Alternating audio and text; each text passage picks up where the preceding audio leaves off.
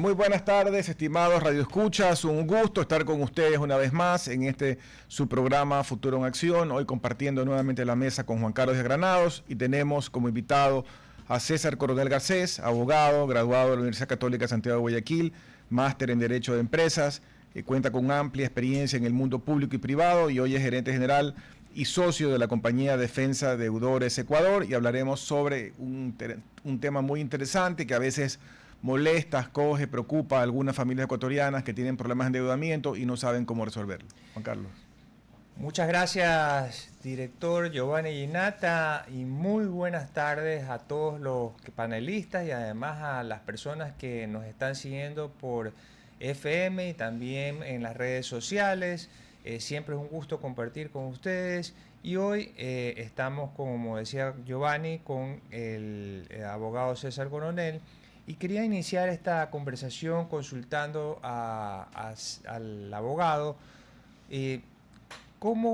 porque siempre es importante conversar sobre la educación financiera. Y entonces, ¿qué es lo que está ocurriendo en este momento con las deudas en el Ecuador? Es decir, ¿se están manejando bien? ¿Cuál es el contexto sobre el cual podemos enmarcar la cancha de esta conversación? Bueno, primero, muy buenas tardes, gracias por la invitación, Giovanni, Juan Carlos, sin duda alguna para mí siempre es un gusto estar acá con ustedes, un abrazo también para la enorme audiencia de RTP. Los ecuatorianos estamos sobreendeudados. Según cifras oficiales de Aval Buró, 3 de cada 10 personas que hoy tienen una operación crediticia vigente registran una calificación mala o pésima en el buró de crédito, y esto se debe a atrasos permanentes en el pago de sus deudas.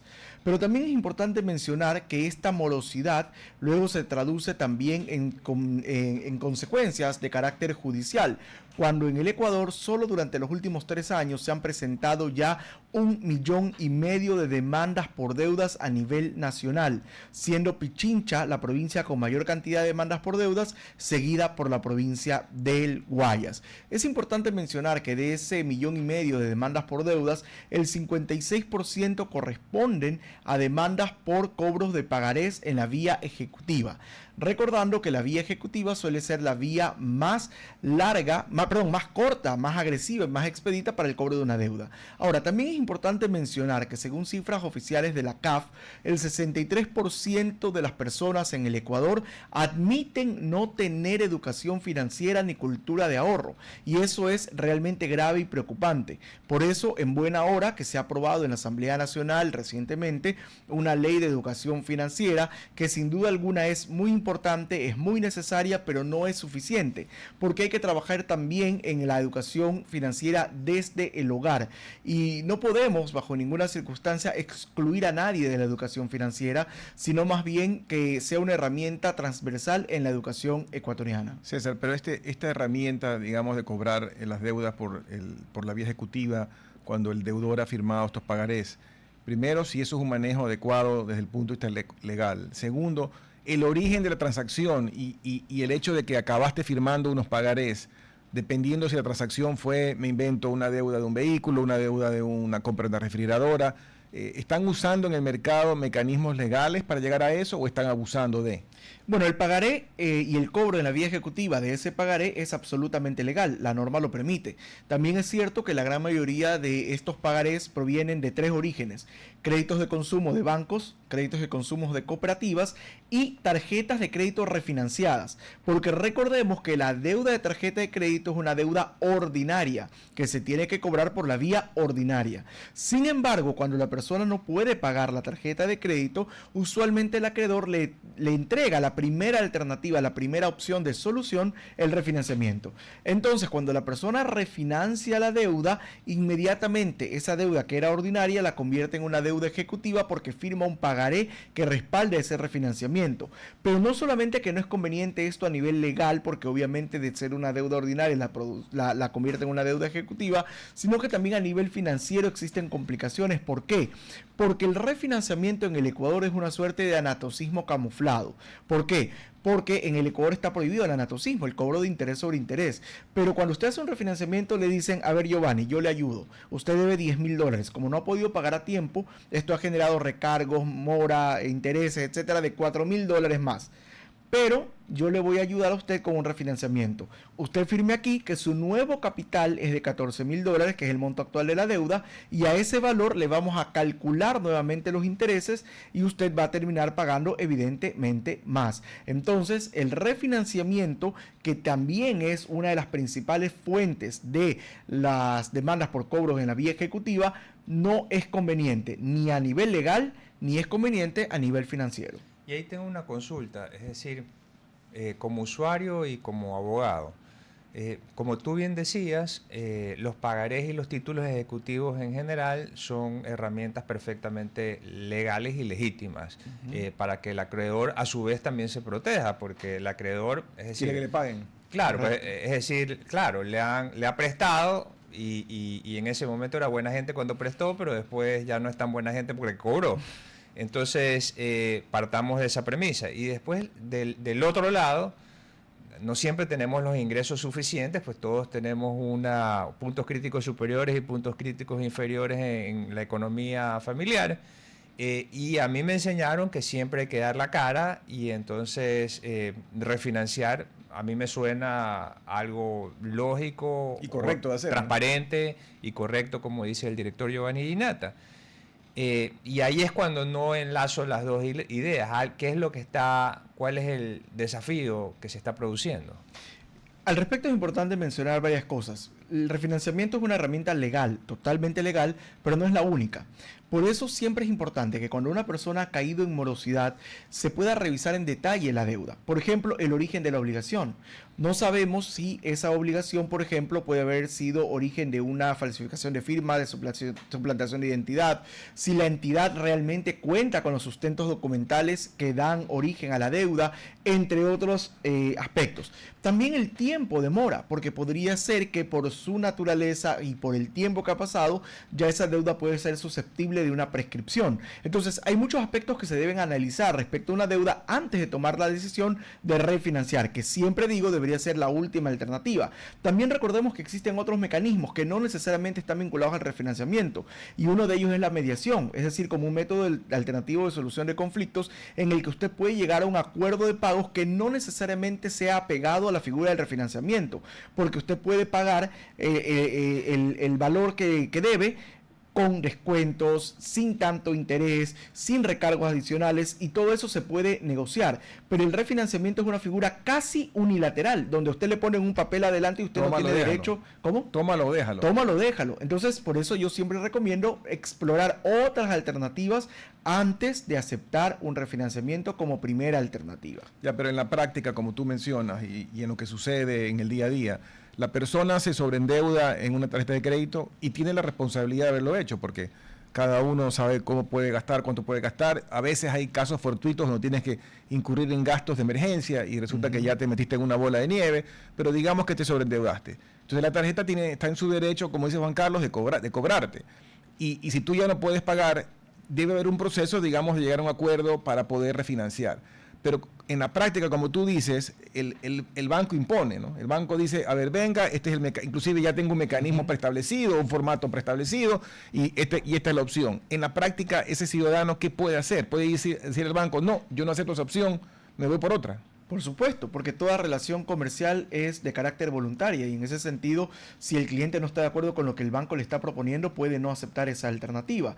Y obviamente el banco lo que va a buscar en ese caso es el banco iniciar acciones legales y el deudor, en cambio, buscar otros mecanismos, como por ejemplo los mecanismos alternativos de solución de conflictos, que también existen y son válidos, que lamentablemente no todos los acreedores los aceptan, pero cada vez son más los acreedores que entienden que si usted no se pone de acuerdo con el deudor, ni el deudor paga ni el acreedor cobra. Entonces, al final del día es un tema que les conviene a ambas partes.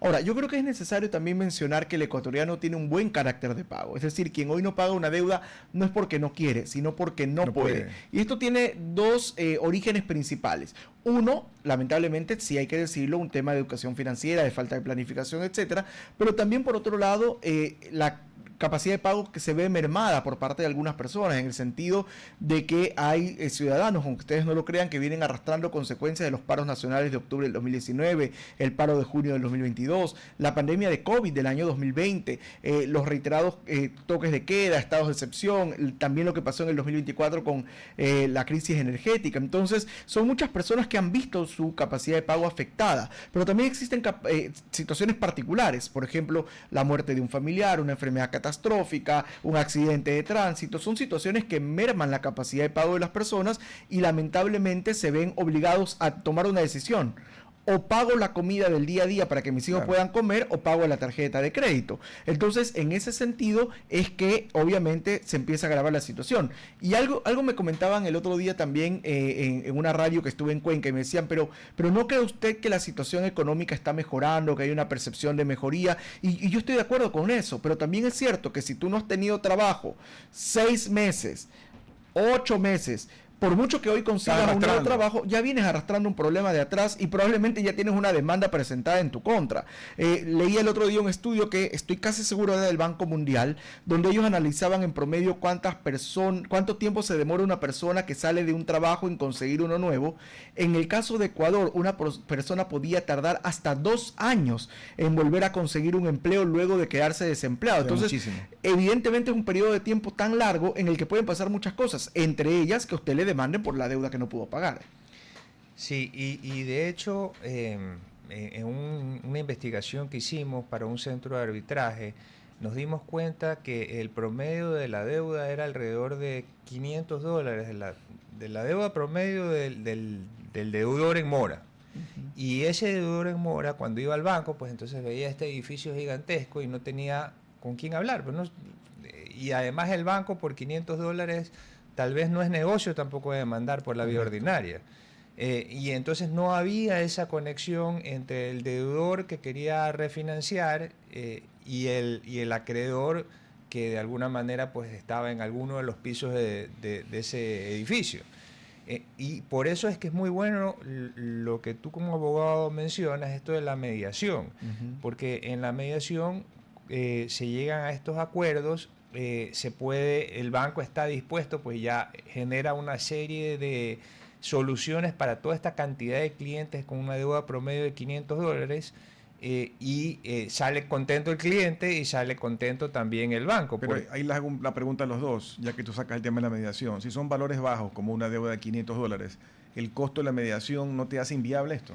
Es que el estudio fue realmente porque como vimos que esa era la cuantía promedio, se hizo una reducción en las tasas de mediación para que por volumen sea rentable para el centro de arbitraje que estoy mencionando, y de esa manera pues había solución para el banco, que era el acreedor, y para el deudor.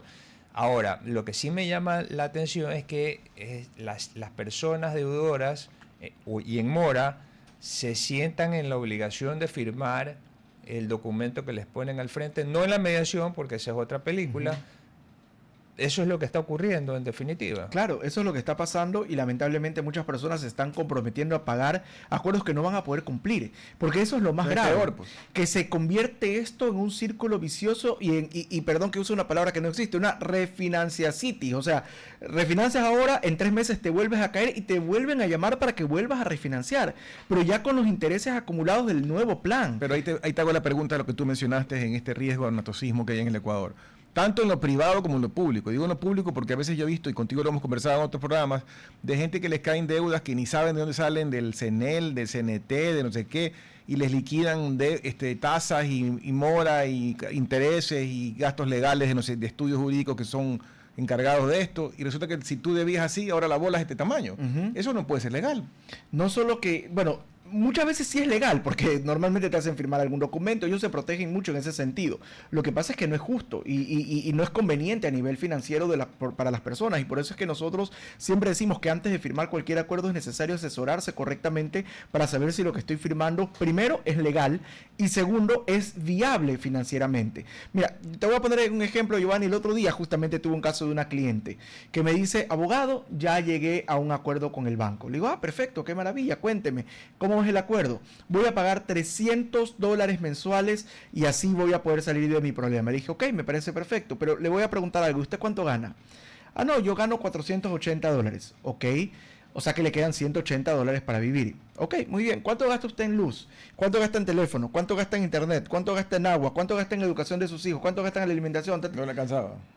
Se le iba casi los 480. Entonces le digo, ¿de dónde va a sacar usted esos 300 para pagar la cuota?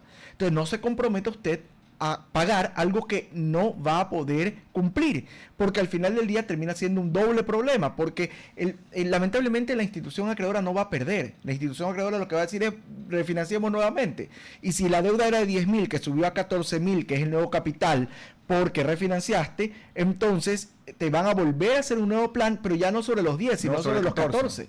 Y eso termina complicando a las personas a nivel financiero y también a nivel legal. Y claro, pasa que yo he tenido casos de personas que reciben en mi oficina con 2 o 3 refinanciamientos y ya el tercero ya no lo pudieron cumplir definitivamente y los demandan.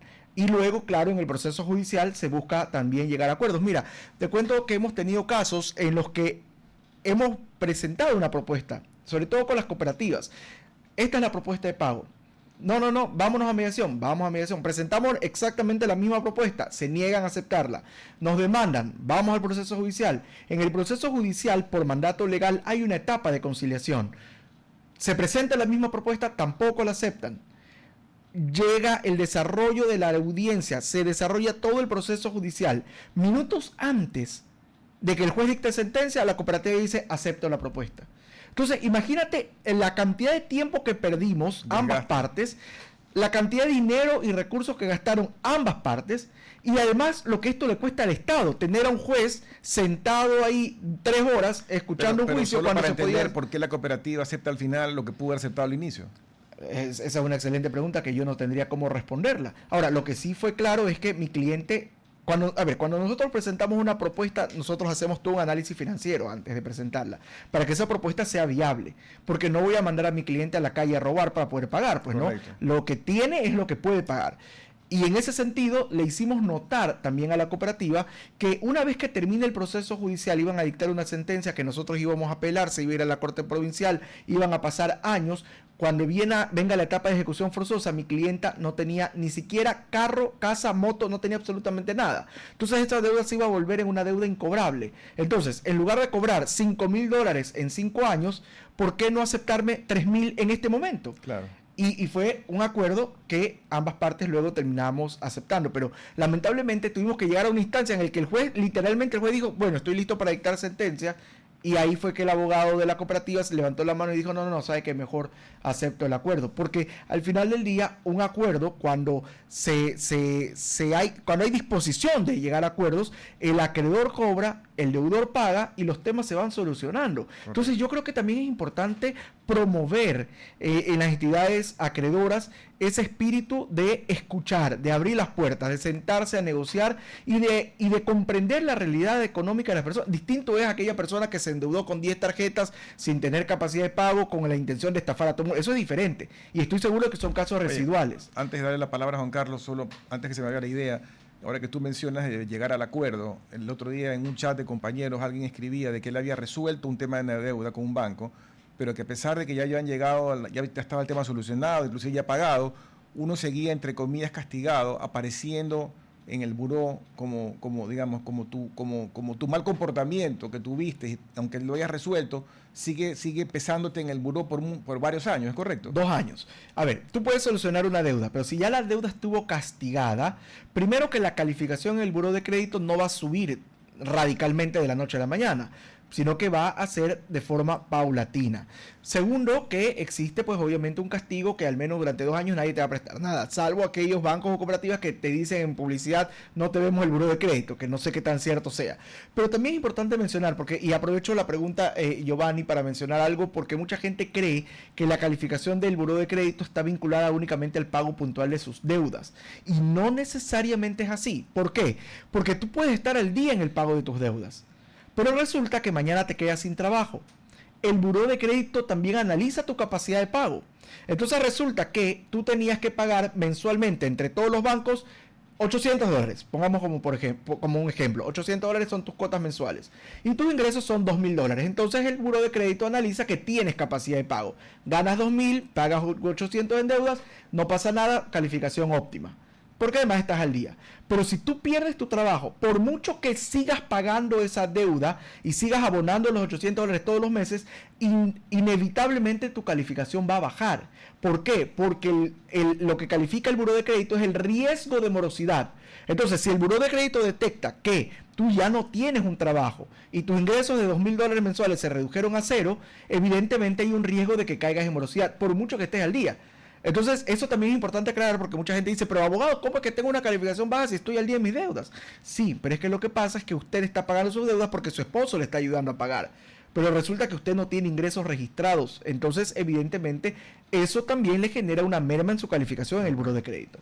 Ahora, cuando conversamos de instituciones financieras o acreedores, estamos hablando de quiénes, bancos, cooperativas, quiénes son los acreedores más comunes para que la audiencia que le quede claro. Bueno, los acreedores son bancos, cooperativas y casas comerciales principalmente.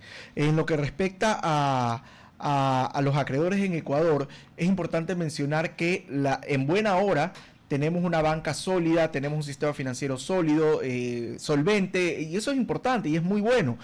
Pero también es cierto que debería existir una corresponsabilidad por parte de los acreedores al momento de otorgar ciertos créditos. Porque yo he tenido casos de personas que tienen ingresos promedios de $500 con una tarjeta de crédito con un cupo de $30,000. Entonces, hay cosas que uno no se explica. O personas que tienen ingresos ceros, 18 años de edad, pero porque están inscritos en una universidad prestigiosa, ya le asignan una tarjeta de crédito que luego no van a poder pagar. Entonces también es importante de alguna manera motivar a que este tipo de créditos sean analizados correctamente para evitar también el problema de la morosidad. Porque recordemos algo, endeudarse no es malo. Ojo, porque a diferencia de otros abogados que hablan de deudas, que dicen que las deudas son malas, que los bancos son... No, todo lo contrario. Yo siempre voy a destacar el rol importante que tiene el sistema financiero y por supuesto también el rol importante en la vida de las personas que tienen endeudamiento positivo. Endeudarse es bueno siempre que se lo haga con responsabilidad, con planificación. Conforme a tu capacidad de pago, ¿no? Conforme a tu capacidad de pago y para la adquisición de bienes y servicios de larga duración o de inversión.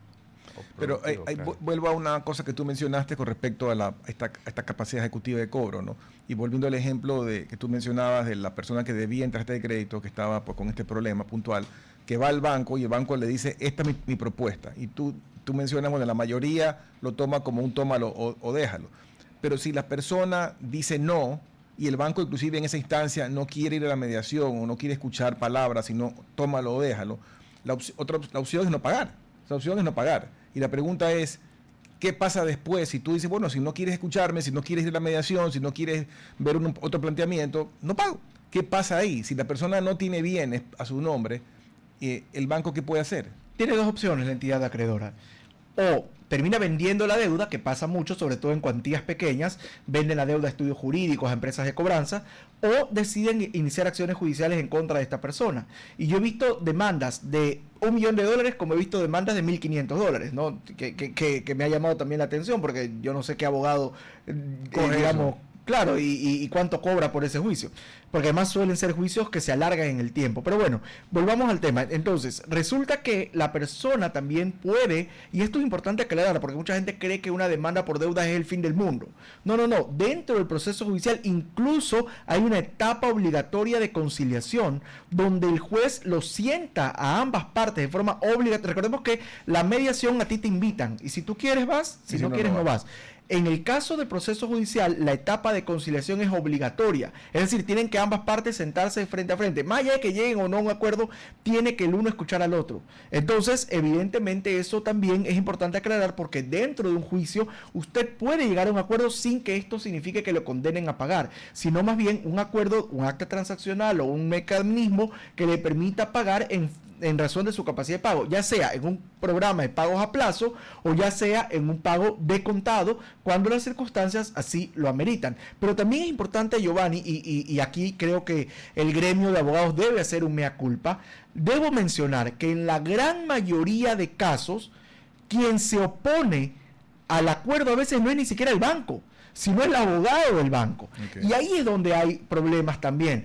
Tengo un caso que no voy a dar nombre, pero tengo un caso actual. El juicio lleva 8 años. Ese señor no tiene nada, no le van a poder cobrar nunca. El señor ya se murió. Y la viuda tiene ya el valor del capital, es decir, devolver lo que me prestaron en su totalidad, pago de contado.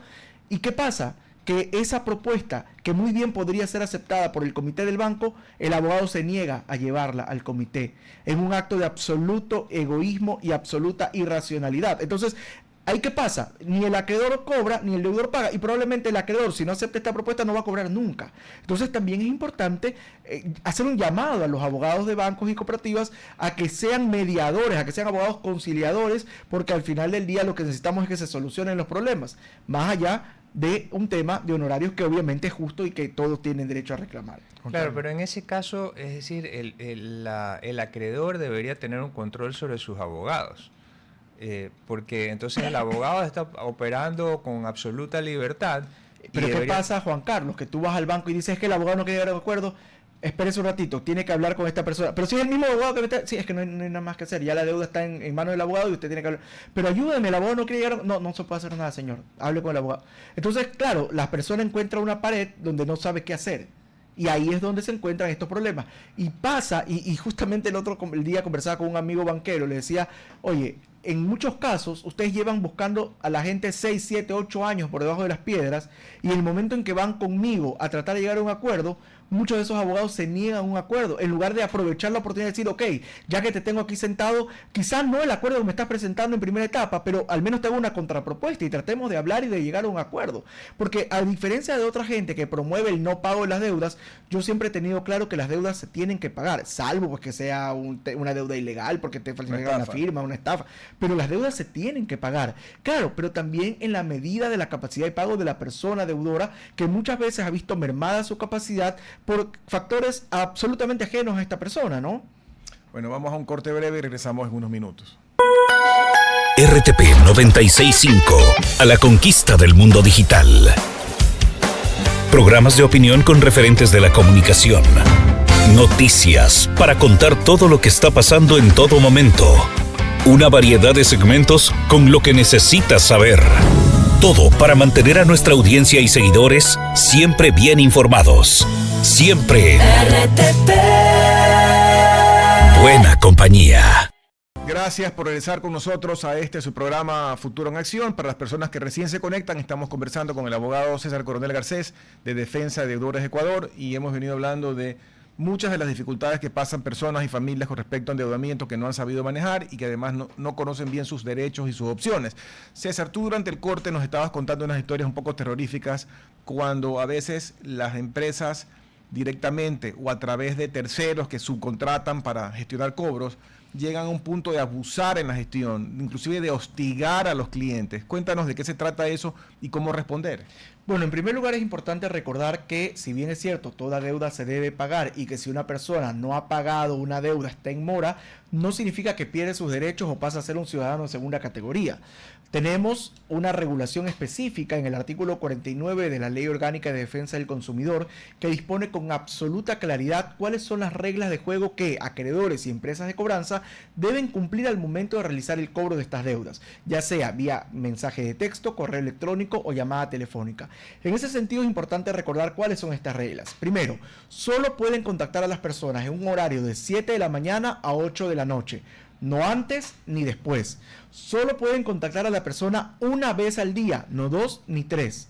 Además es importante mencionar que durante esa llamada, a través de ese mensaje, correo electrónico, la persona no puede ser amenazada, difamada, ridiculizada de ninguna manera.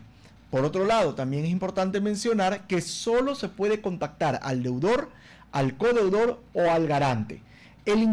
Otra cosa, que solo pueden contactarle en días hábiles, excluyendo los fines de semana y feriados. Entonces, el incumplimiento de cualquiera de estas reglas, como por ejemplo contactarle a usted más de una vez al día o contactar a terceros ajenos a la deuda, que es lo más común. Es decir, la persona tiene una deuda y llaman al jefe, llaman a la suegra, llaman al amigo, llaman a la referencia, todo eso constituye hostigamiento, y el hostigamiento está sancionado en el Ecuador con una multa que bordea los $5,000 más una indemnización a favor de la persona deudora que ha sido víctima de hostigamiento para resarcir el daño que esto le pueda haber causado. Entonces es importante mencionar que en el caso del Ecuador existe una regulación para que se proteja del hostigamiento a la persona deudora cuando la gestión de cobranza sobrepasa los límites legales.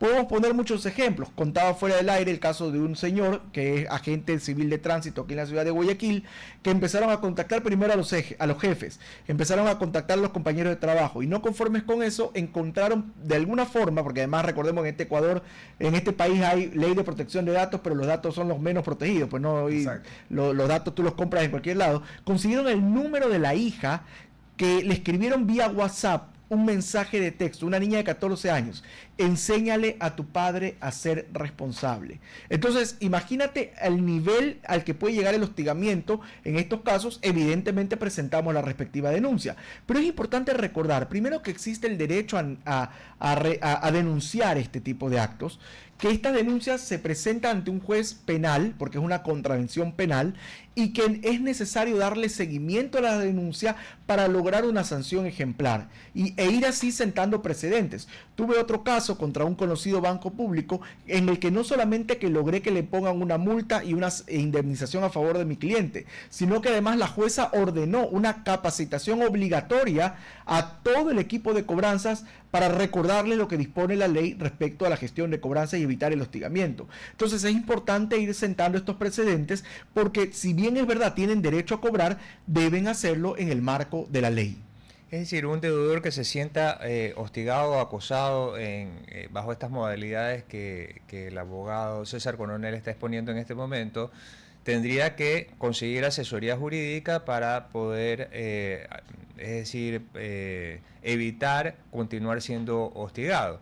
Ahora, yo me quedé en el caso de los $300 que acordó tu cliente, y que no le iba a alcanzar porque ganaba $480. Me pareciera que esos son casos comunes, pero que además, si es que el acreedor propone algo así, debería ser un mal negocio para el acreedor, pero pensando con buena fe. Entonces, ¿por qué se producen este tipo de refinanciamientos? Porque al final del día, si la persona se cae en el refinanciamiento, vuelve a refinanciar. Y la deuda vuelve a subir y al final el acreedor no pierde. He tenido casos de gente que, si yo calculo el valor inicial de la obligación, termina pagando el triple, no el doble, el triple de la deuda. Porque además en cada refinanciamiento tienes que pagar impuestos, te piden un abono inicial y una serie de recargos. Entonces, al final del día el refinanciamiento termina siendo casi que un nuevo crédito para el banco, entonces tampoco pierde. Por eso es necesario que antes de que una persona refinancie o acceda a cualquier alternativa de pago, busque asesoría especializada para saber qué es lo más conveniente. Porque cuidado, y usted se está comprometiendo a un acuerdo que no va a poder cumplir. No digo que no cumpla, pero peor aún, que se comprometa a algo que no va a poder cumplir. Mejor es sentarse, conversar, presentar sustento. Yo siempre, toda propuesta que yo presento tiene un sustento. Por ejemplo, si se trata de una persona que tiene un emprendimiento, ok, quiero ver las cifras de tu emprendimiento, quiero ver tu última declaración de impuesto a la renta, cómo están las ventas en el IVA, cómo está el tema. Ok, hagamos una proyección del negocio a futuro. ¿Cuánto vas a tener de ingresos de aquí los próximos 6 meses, de aquí el siguiente semestre del año?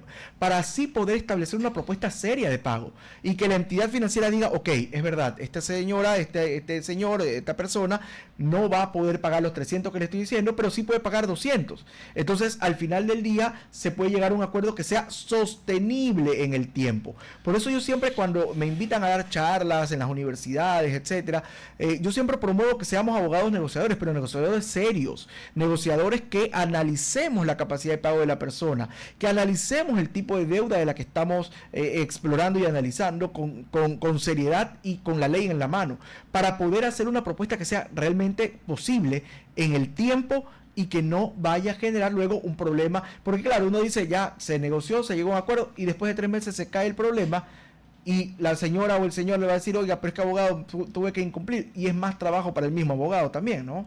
César, tú mencionaste el tema del codeudor y el garante. Hablemos del garante. Mucha gente, a veces por amistad, por parentesco, por compadrazgo, coge y firma de puro gil pensando que no pasa nada. Y yo conozco casos cercanos en mi oficina, en mi casa, de una empleada que por buena gente, una comadre le firmó y luego la empresa de electrodomésticos la perseguía a él con una deuda, además de un aparato que ya tampoco lo tenía. O sea, no disfrutaste del aparato y tenías que pagar la deuda. Sí es bueno que expliques como un tema de educación financiera la responsabilidad que significa poner una firma, y tiene que pensar la persona que firma que mañana posiblemente va a tener que pagar la deuda.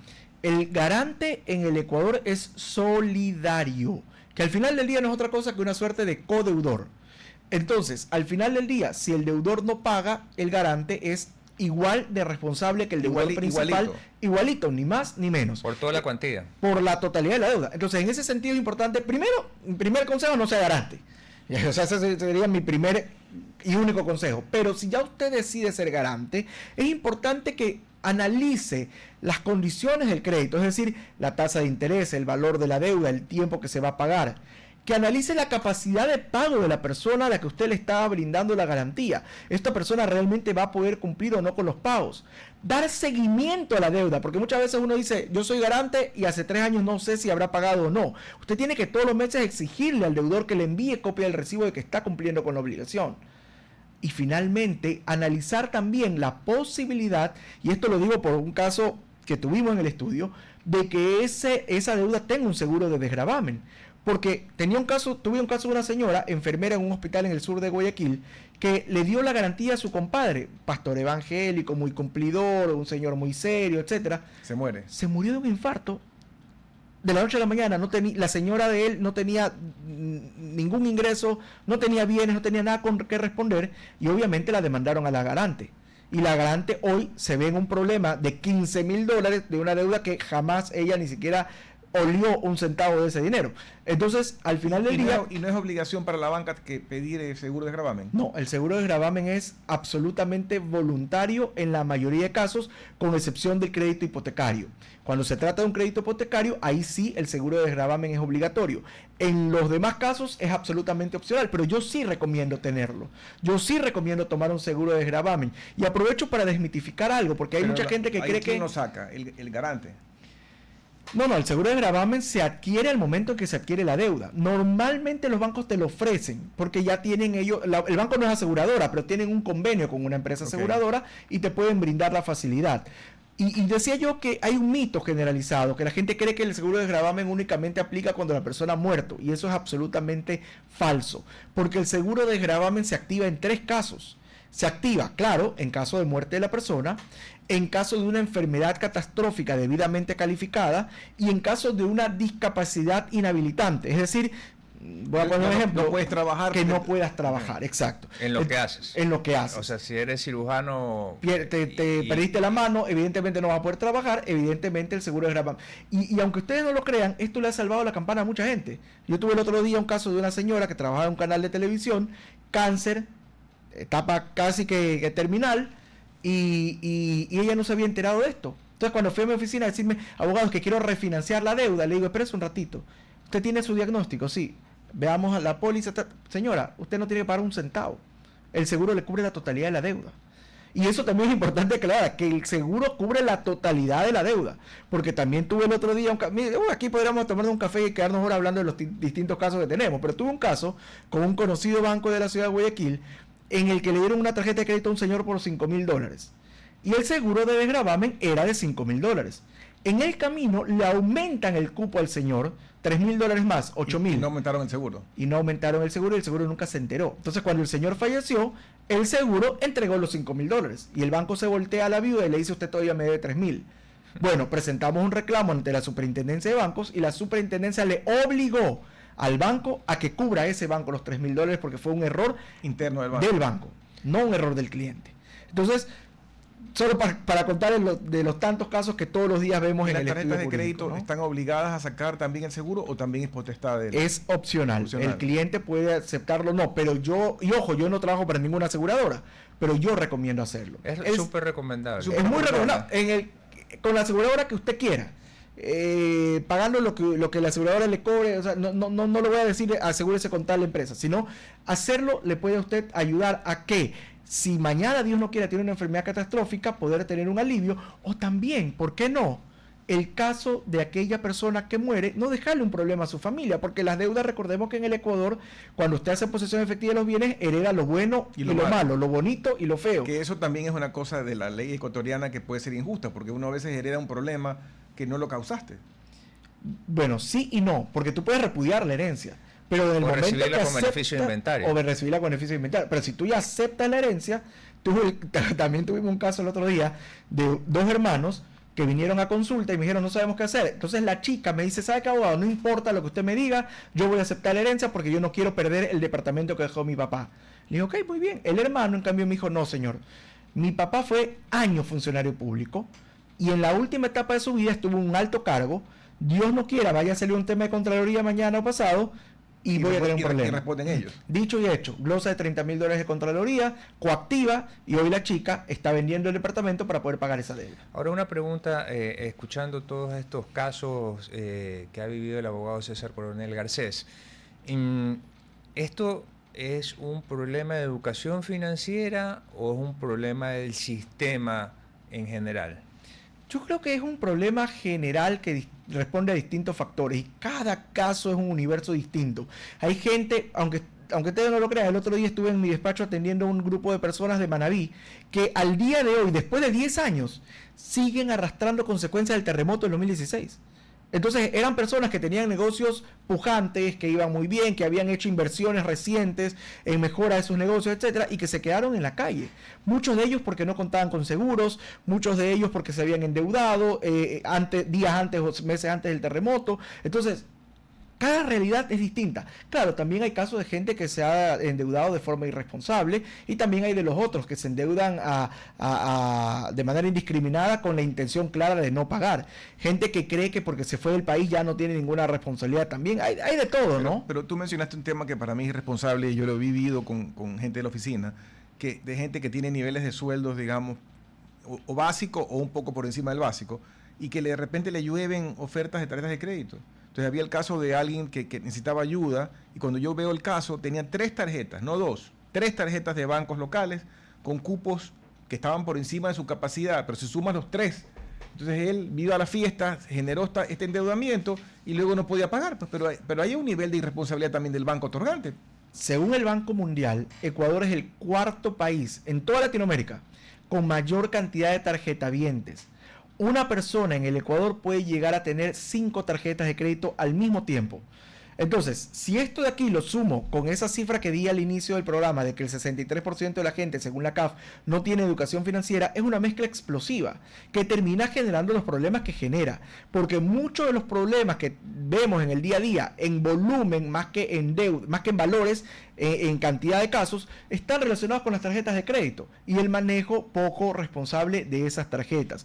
Entonces, al final del día también es importante que las personas no acepten tarjetas de crédito o préstamos que no están en capacidad de pagar y peor aún que ni siquiera necesitan. Porque a veces uno acepta y se llena de plásticos en la billetera y ya no tiene dónde meter tanto plástico y no lo puede pagar. Nos quedan 5 minutos y hablando de tarjetas también hay casos donde, y hay que ir a ver cómo se defiende uno, cuando hay tarjetas locales que de repente te aparecen con todos los problemas de hackeos y vainas que hay ahora, cargos que tú no los hiciste y te generan la deuda. Entiendo que en otros países primero te lo congelan y luego investigan y luego vuelven a ti. Aquí como que no es tan fácil que te borren la deuda. Bueno, en primer lugar es importante mencionar que hay 2 tipos de transacciones con tarjetas de crédito. Las transacciones físicas y las transacciones virtuales. Cuando se trata de una transacción física, el banco está en la obligación de entregarte la copia del voucher firmado. Y si no lo tiene, evidentemente esa responsabilidad es del banco. Y en el caso de las entidades de las compras virtuales, tiene que haber todo un peritaje informático en el que se determine que te enviaron a tu teléfono el código de confirmación y que tú ingresaste el código. Pero también es cierto que ahora está, y pasa mucho en el día a día, que te roban el teléfono con todo, con la información del banco, con la información de las tarjetas y también con el número donde llega el PIN. Entonces, si tú no reportas de forma inmediata que te robaron el teléfono, vas a tener este tipo de problemas y ahí sí, lamentablemente, el banco no va a tener mucho margen de respuesta.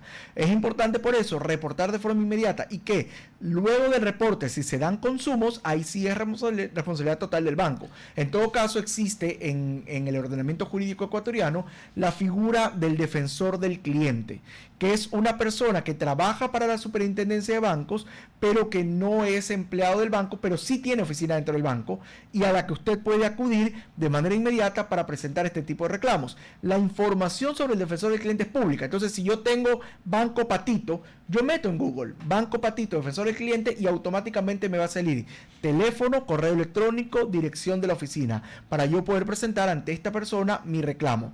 En la gran mayoría de casos la respuesta es rápida, oportuna y eficiente, en el sentido de que se da una solución. Si no hay una respuesta, entonces ahí sí corresponde presentar un reclamo ante la superintendencia de bancos. Pero intente con esta vía del defensor del cliente, que por lo menos de los casos que yo he visto funciona bastante bien. No siempre, pero funciona. Ahora, regresando al inicio, ya en los pocos minutos que nos quedan, el voucher es un pagaré al final. Y entonces, si es un pagaré, es decir, desde el principio uno ha firmado un título ejecutivo. Sí y no, porque ya ha habido sentencias en las que no lo reconocen.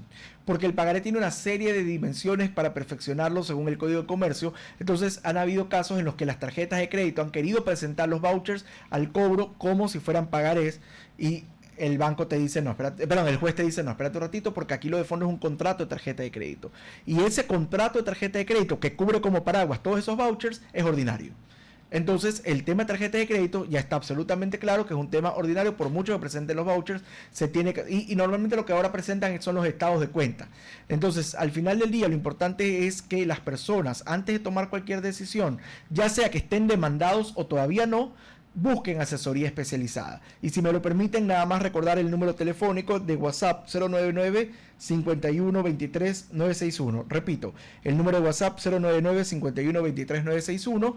Nosotros en Defensa Deudores somos un estudio jurídico con más de 25 años de experiencia brindando soluciones legales a personas y empresas con deudas, y también a través de las redes sociales @Defensa Deudores GC y @Abogado César Coronel. Todos los días estamos subiendo cápsulas informativas sobre cómo actuar ante este tipo de situaciones para que las personas estén correctamente informadas. César, nos queda un minuto. ¿Cuál sería tu mensaje final de todo lo que hemos hablado a la gente que nos escucha?